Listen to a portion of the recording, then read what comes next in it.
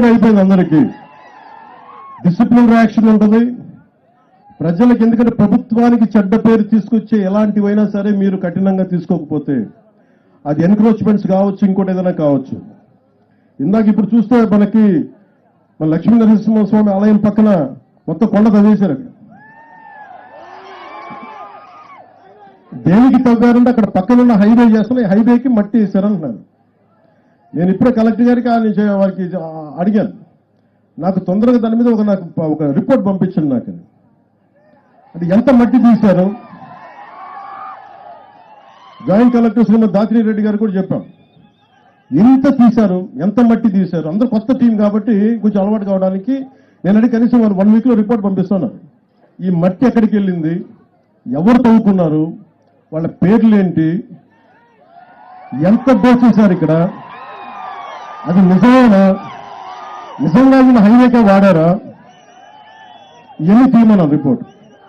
ఎందుకంటే మీరు మానవ వనరుల్ని ఒక క్రమబద్ధీకరణ లేకుండా ఇష్టారాజ్యంగా తవ్వేసుకొని యువతకు ఉపాధి అవకాశాలు లేకుండా, విదేశాలకు వెళ్ళాలంటే అంబేద్కర్ మన విదేశీ విద్యాలయం డబ్బులు ఇవ్వకుండా, ఫీజు రీఎంబర్స్మెంట్ లేకుండా గత ప్రభుత్వం అడ్డగోలుగా, నాకు తెలిసేది గత ప్రభుత్వం అడ్డగోలుగా మీరు తవ్వేసుకోమని చెప్పించారు.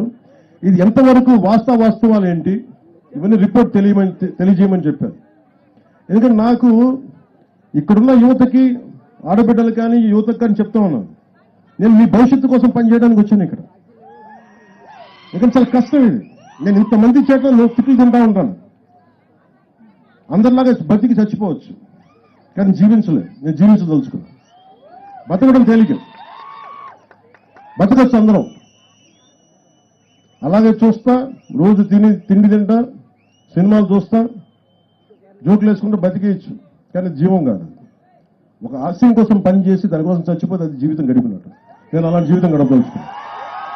దీంట్లో ప్రప్రథమంగా నేను అడిగింది చాలా చిన్న అడిగాను. ఫస్ట్, మీరు రోడ్లు వేయలేకపోవచ్చు, డబ్బులు లేవనుకోండి, ఒక రోడ్ రోలర్ తెచ్చి ఒక గొంతులో ఒక బస్తా మట్టేసి దాన్ని సాఫ్ చేసి అట్లీస్ట్ నడవడానికి ఏంటి ఇబ్బంది అని అడుగుతున్నాం అధికారులందరూ.